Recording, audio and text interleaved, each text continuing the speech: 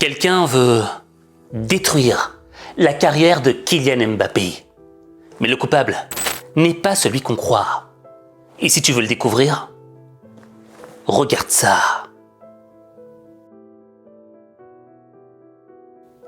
Avant de révéler qui est le coupable, on va d'abord comprendre ses motivations.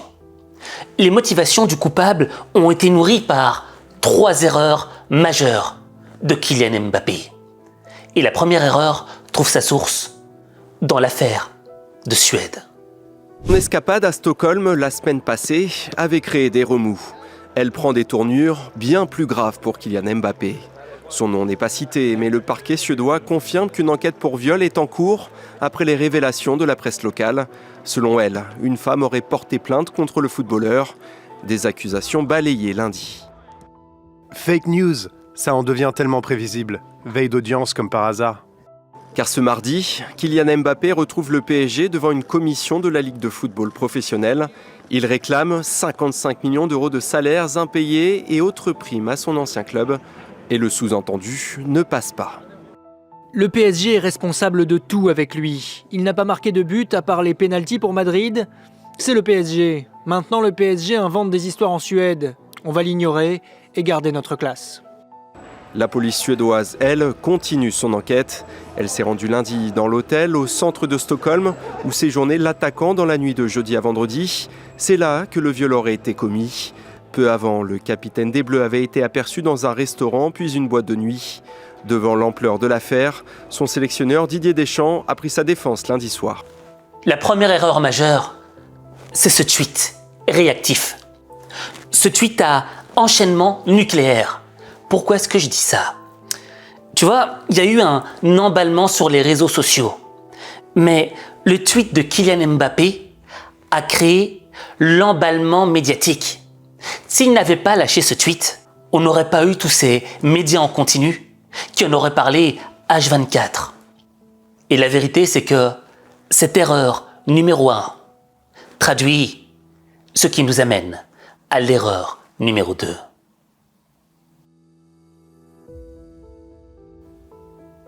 Ce qui m'a surpris de la part de Kylian Mbappé dans son tweet à réaction nucléaire, c'était le doigt. Le doigt accusateur, le doigt qui pointait vers un coupable idéal. En l'occurrence, le Paris Saint-Germain. Et Kylian Mbappé et le PSG sont aujourd'hui en conflit pour une somme de 55 millions d'euros. Sa parole était attendue, mais face aux micros et aux caméras, l'avocate de Kylian Mbappé dribble la question du jour. Vous gardez quand même un œil sur ce qui se passe en fait. Aujourd'hui, je ne vous cache pas que je suis très concentrée. D'ailleurs, je suis ravie que vous soyez aussi nombreux pour vous intéresser à la décision de cette commission d'appel. C'est ça l'information du jour, vous ne laissez pas divertir. Ne pas se laisser divertir, une façon de couper court à ce que le clan Mbappé considère comme une fausse information. Pour eux, l'affaire se joue derrière ces murs, à la Ligue de football professionnel. Un litige à 55 millions. Le prix de la séparation entre le PSG et son ancienne star. Car Kylian Mbappé estime avoir marqué sans être complètement payé. Le club lui devrait 3 mois de salaire et différentes primes. Le Paris Saint-Germain évoque un accord oral lorsque le joueur a refusé de prolonger son contrat. Le divorce ne passe pas. Kylian Mbappé n'a pas prolongé avec le PSG, il est parti libre en juin dernier et le Paris Saint-Germain essaye d'une manière ou d'une autre aussi de récupérer aussi un petit peu d'argent parce que Mbappé qui part libre, c'est une indemnité de transfert en moins dans les caisses du club. C'est une histoire où c'est difficile de prendre parti pour l'un ou pour l'autre. Tu vois, Kylian Mbappé avait été mis dans un loft parce qu'il avait décidé de ne pas continuer son aventure avec le Paris Saint-Germain, qu'il avait mal pris. Mais ensuite, pour sortir de ce loft, il devait faire une promesse. La promesse qui laissait la prime de 55 millions d'euros. Et la promesse n'a pas été tenue. Et c'est là qu'est l'erreur numéro 2. S'attaquer à un État. Ma mère m'a toujours appris une chose. Elle m'a dit, Aziz, dans la vie, ne t'attaque jamais à la mer. Ne t'attaque jamais au feu. Et surtout, ne t'attaque jamais à un État. Et cette erreur numéro 2, tu l'auras compris, nous ramène à l'erreur numéro 3. En t'attaquant à un État, tu fais une grave erreur. Pourquoi ? Le problème dans ce conflit de 55 millions d'euros, c'est pas l'argent, non. C'est l'ego. L'ego de Kylian Mbappé et l'ego des dirigeants du Paris Saint-Germain. Pourquoi ? Parce que les dirigeants du Paris Saint-Germain ont offert un contrat en or à Kylian Mbappé. Le contrat du siècle dans le monde footballistique. Je crois que c'était à peu près 680 millions d'euros bruts. Du jamais vu dans le milieu.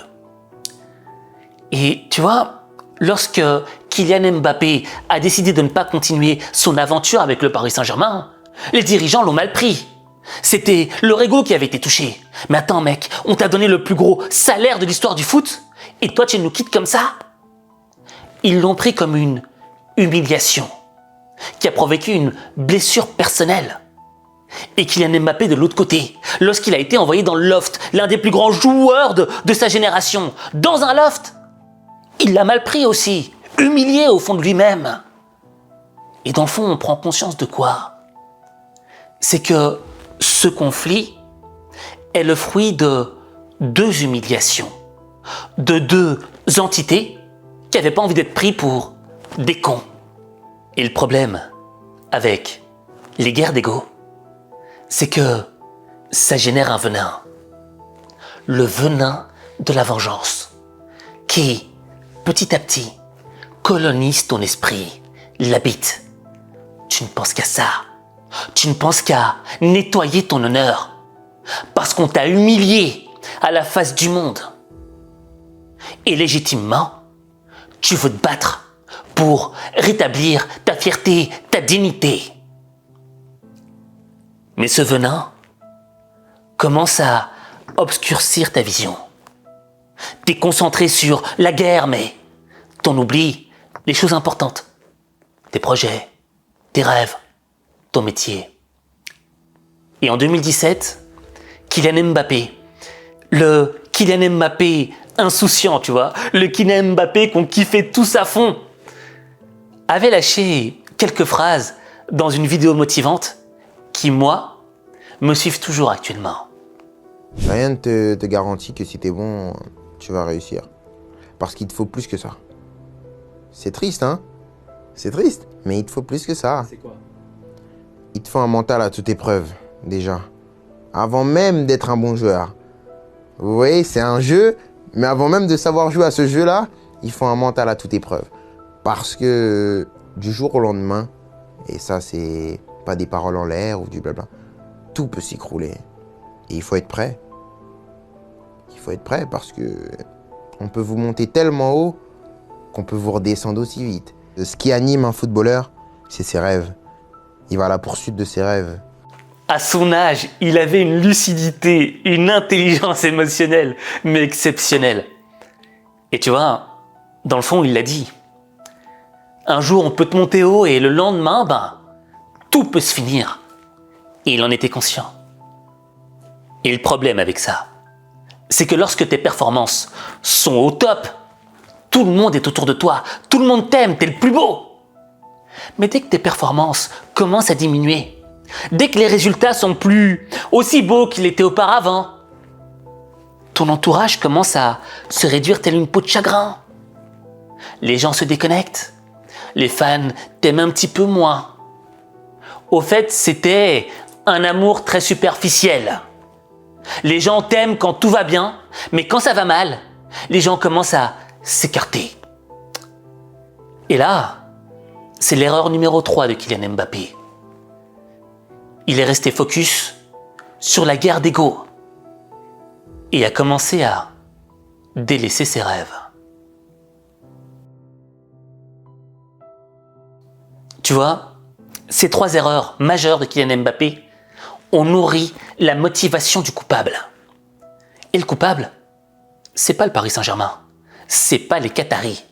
Non. Tu vois, dans ce conflit de 55 millions d'euros, pour le Qatar, c'est l'équivalent de 50 centimes d'euros. C'est peanuts pour eux. Mais pourquoi est-ce qu'ils ne lâchent pas le steak ? Parce qu'ils n'ont pas envie d'être tout nus. Je m'explique. Tu vois, quand quelqu'un t'humilie publiquement et que tous les regards se posent sur toi, t'as l'impression que ces regards t'épient, comme si t'étais tout nu. Et il n'y a personne qui a envie d'être épié par le monde et d'être tout nu face au monde. D'avoir ce sentiment d'humiliation, ce sentiment que t'as été rabaissé. La position est très claire. Je ne veux pas chaque fois répéter. C'est très clair. Si Kylian le veut, reste. Nous, on veut que Kylian reste. Mais le besoin, c'est un nouveau contrat. On ne veut pas léser quelqu'un, le meilleur joueur au monde aujourd'hui. Partie gratuite, c'est impossible. C'est un club français, c'est sans payer. Je pense, je suis sûr, il a dit déjà, jamais je veux partir gratuit, comme tout le monde m'a promis. Si aujourd'hui, quelqu'un lui changer sa vie, c'est pas ma faute. On ne veut pas léser un des meilleurs joueurs au monde, partie gratuit. C'est très clair. Je ne veux pas répéter, merci. C'est la raison pour laquelle le Qatar ne veut pas lâcher l'affaire. Et à la différence de Kylian Mbappé, ils ont le temps de leur côté, ils ont les ressources de leur côté, et surtout, la tranquillité d'esprit. Et c'est ça le truc. Kylian Mbappé, en entrant dans cette guerre d'ego, son esprit à lui, il n'est pas tranquille. Il se réveille avec ça, il s'entraîne avec ça, il joue des matchs avec ça dans un coin de sa tête. Et ça alourdit l'esprit.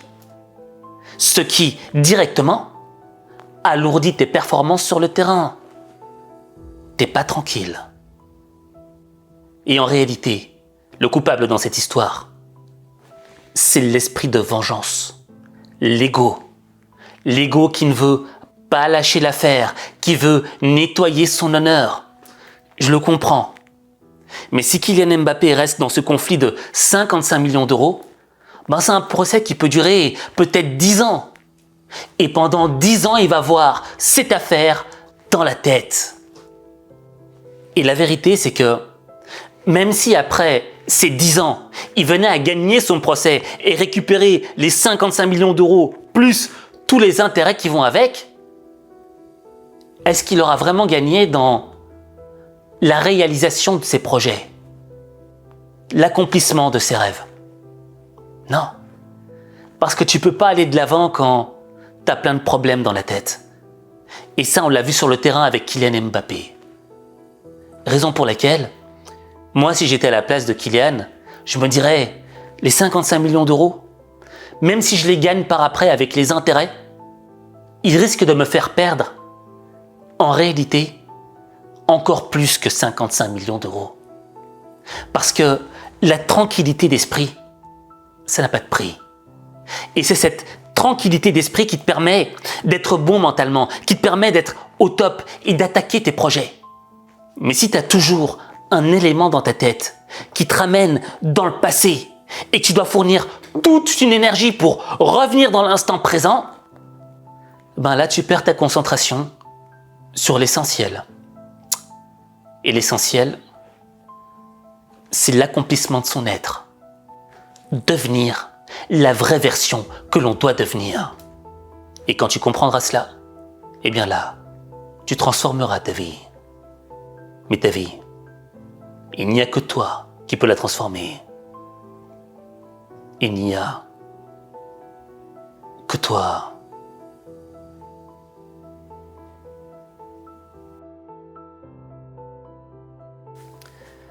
L'esprit de vengeance, c'était lui le coupable.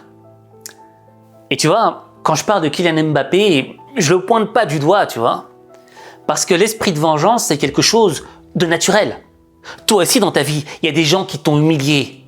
Il y a des gens qui t'ont dévalorisé. Et la réaction naturelle qui se produit en nous, c'est « j'ai envie de me venger.